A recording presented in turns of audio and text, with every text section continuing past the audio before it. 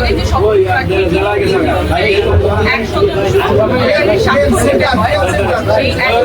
ভোটারের সংখ্যা যা হয় তার চেয়ে আমরা বেশি স্বাক্ষর সাবমিট করেছি, প্রায় 200-র মতো বেশি ছিল। সেখান থেকে ওনারা 2 জনের মাধ্যমে 10 জনের ভেরিফিকেশন করতে গিয়েছেন, সত্যতা যাচাই করতে গিয়েছেন। সেখানে 8 জনের ওনারা সঠিক পেয়েছেন।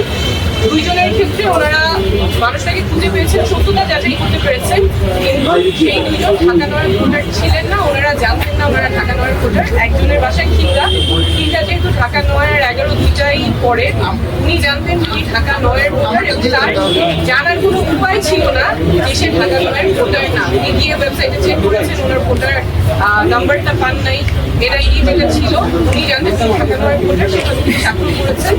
আরেকজন যার ব্যতিক্রম এসেছে, তার কাছে যে হার্ড কপি আছে এনআইডি, সেই এনআইডি ঠিকানা অনুযায়ী উনিও ঢাকা 9-এর ভোটার, কিন্তু নির্বাচন কমিশনের কাছে আছে যে তিনি ঢাকা 9-এর ভোটার না, সেটাও তার জানার উপায় ছিল।